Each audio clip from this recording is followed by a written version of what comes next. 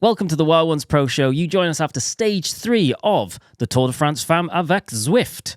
And you are joining me, Jimmy, along with cycling journalist Katie and producer Emily. Hello. Hello. Oh, it's me. Thanks to Garmin and Van Rysel for supporting the show. Now let's get into it. Over to Katie. Bad news to start with. A gastro bug is making its way through the peloton, claiming victims, the latest of which is Elisa Longa-Borghini. The UAE camp have the bug. Apparently there's a few other riders suffering, but she is the one, their leader, who didn't line up to begin stage 3, sadly.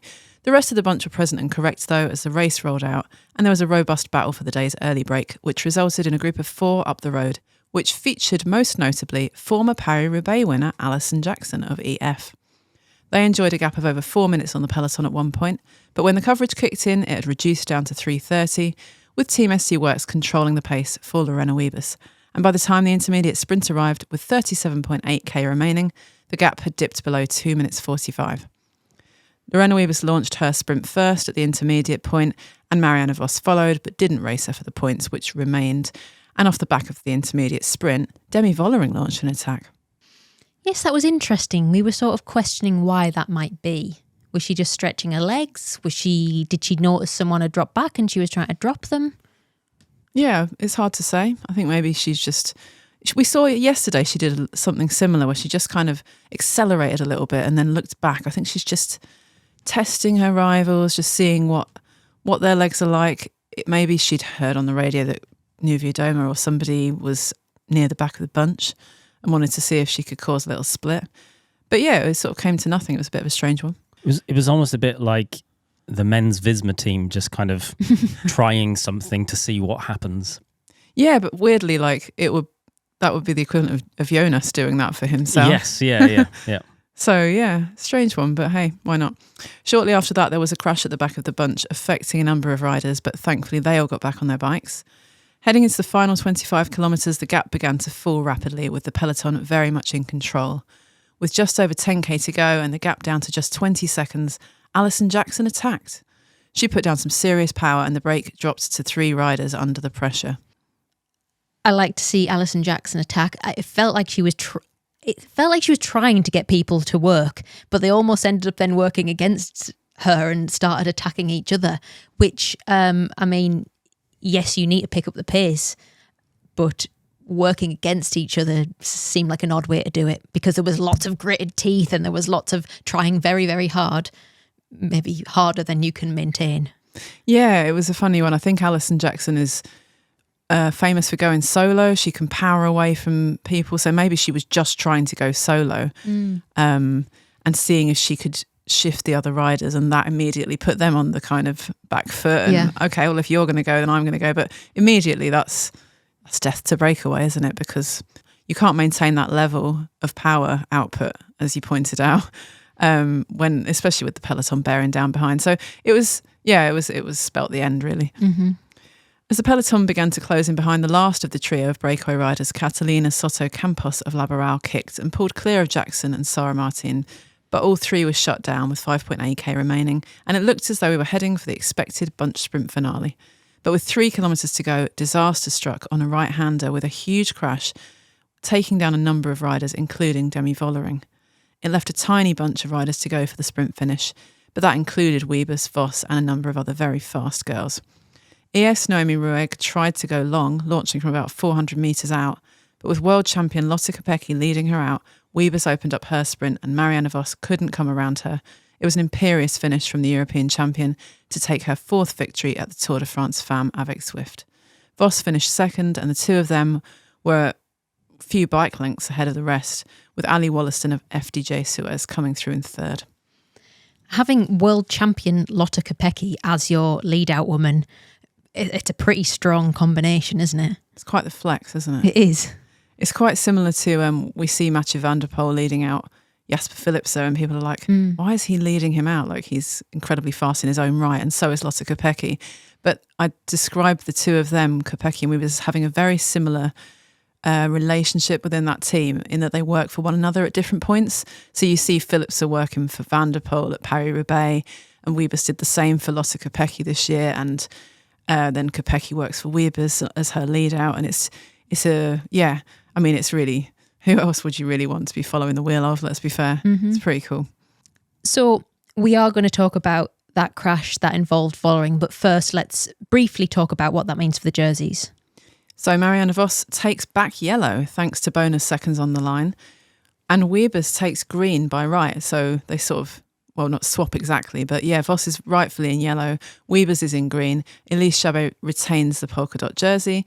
So you never want to see a crash, and you definitely don't want to see a GC favourite in a crash so early into a race like this. But that is what we saw today. It happened just over 3 kilometres to go, and there was a 5 kilometre safe zone today. I am correct in that. We have double checked. I haven't got that wrong today. So that was something at least, but also, we don't know what it means for the rest of the race. So do you want to talk us through how it happened, Jimmy? Well, it's hard to say, really, isn't it? It looks like there was 2 crashes, independent crashes. The one that I guess has the biggest impact on the race is the one that took out Vollering, and for whatever reason, it was brutal. It was like she just got ridden straight into, and then just flattened out, and then took 1 or 2 other riders out with her. And then, of course, looked incredibly uncomfortable off the back of it. She stayed on the ground for a long time, obviously knowing that she didn't have to get back up and race because she was in that safe zone. So she took her time, but she did look hurt. She had her teammates around her. That was very nice to see. She wasn't getting flashbacks to previous races, but she got back on her bike.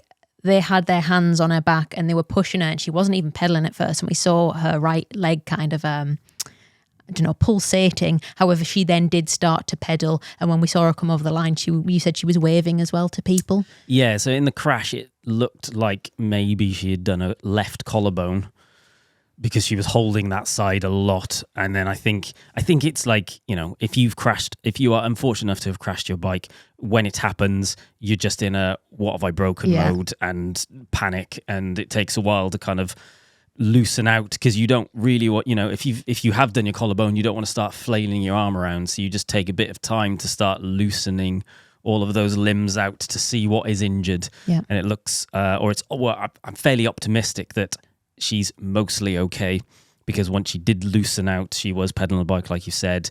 As she went over the line, she gave a pat on the back to her teammates, which were on either side of her, with both arms, which means both of her shoulders and collarbones are working, which is good to see. Positive signs indeed, and fingers crossed for Demi. Oh man, I'd be devo if she went out. I know, me too. Katie, you mentioned at the top of the show, illness is in the peloton. We saw Rysel go out with some sort of illness.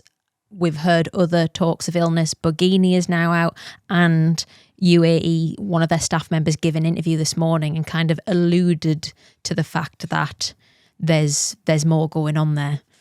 Yeah, I think they said that Caroline Swinkles, another member of that team, is also suffering with the stomach bug thing that's going around. So she'll hopefully be able to get through. But these things spread like wildfire, and we can only hope that it doesn't sort of rip through the peloton and dictate the race any more than it already has. Well, speaking of illness, we actually have an early contender for one of our alternative jerseys. Sadly, it's our Doom jersey, and I think EF's Kristen Faulkner could be quite a good contender for that. She was also ill in the days before the tour, came into the tour and hoped that she could kind of ride herself better.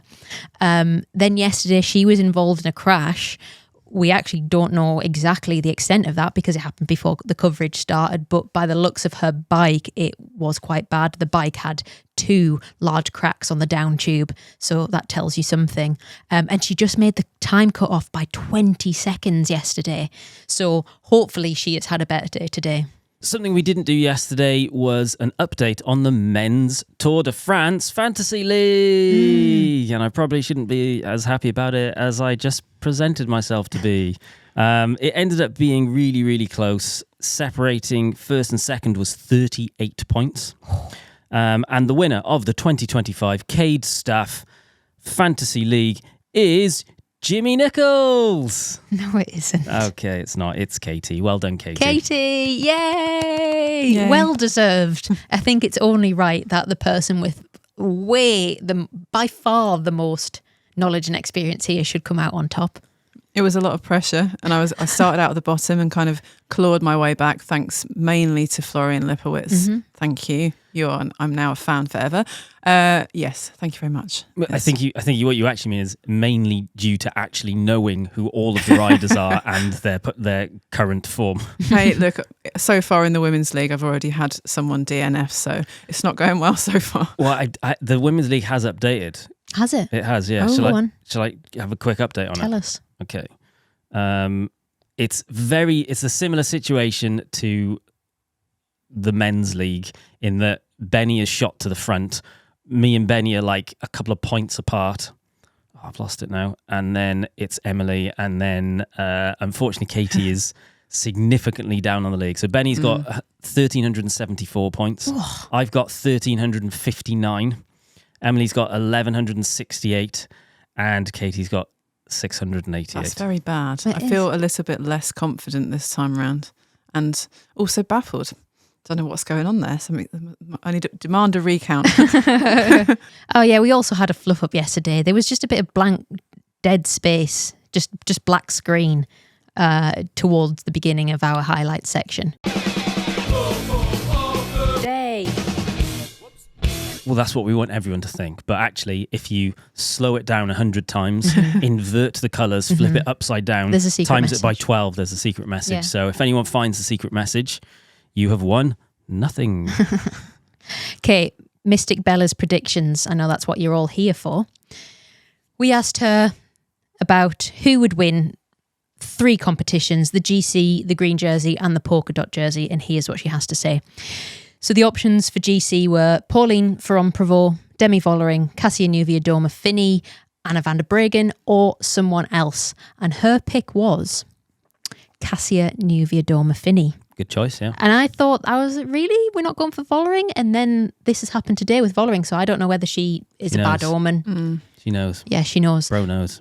So next, green jersey. The options were Lorena Wiebers, Marianne Vos, or someone else, and she picked Marianne Vos. Ooh, another And good choice. Polka dot jersey. The options were Elise Shabby, Justine Gakira, or someone else, and she picked Elise Shabby, who was currently in it. She also just actually picked everyone that was in the middle. I feel like next year I'm going to get Bella to pick my fantasy team. Okay. She obviously knows more than we do. Yeah, exactly. Yeah. So she's not doing great so far in the predictions, but She's doing better than me. she is doing better than you. The Wild Ones Pro Show is supported by Garmin. And we are in some really good company because Garmin also supports some of the very best riders in the Tour de France and the Tour de France Fam.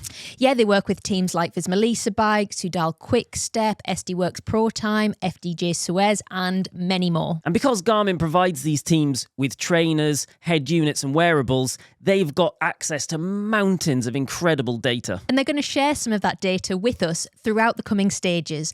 So we'll get a really interesting insight into the physical demands of the most prestigious bike races in the world. So please stay tuned for that. And once again, thanks to Garmin for supporting the show. How would you like to win a Van Rysel RCR-F 105 Di2 worth £5,000? I would love to. I've ridden that bike. It is proper good. Well, sorry, Jimmy, you can't. But one of our UK listeners will, thanks to our sponsor, Van Rysel. That's class. The RCR-F is literally a Tour de France race bike. Yeah, the official bikes of Decathlon, AG2R, Le Mondial. The 105 version has the same grade of carbon that the pros ride. So to enter the draw to win this bike, click the link in our description. You must be a UK resident aged 18 or over and T's and C's apply. One winner will be chosen by Van Rysel and contacted by them a week after the draw closes at midnight on August 4th. I sound like one of those radio adverts, don't I? No, it wasn't fast enough. So good luck and thanks to Van Rysel for supporting the Wild Ones Pro Show. Okay, should we finish off with the Stage 4 preview? Yeah, sure. So a second consecutive flat stage, and in fact the last flat stage, sees the race continue on its journey east, beginning in Saumur and heading 130.7 kilometres to Poitiers. And it's a real flat one tomorrow with just 780 metres of altitude gain. There's an intermediate sprint around 2/3 of the way along the route, and a Cat 4 climb at 29k from the finish line offers the only QOM point of the day. It's far enough away from the end that it probably won't prevent another bunch sprint. Can Weebers make it 2 in 2? Probably. Yes. Probably, yes. She'll probably just ride off the front this time. Different league, really, isn't she? Yeah, she is very fast. Okay, well, we will find out tomorrow and then we will let you know. Same-ish time and same place. Until then, goodbye. Tatty ho, goodbye bye.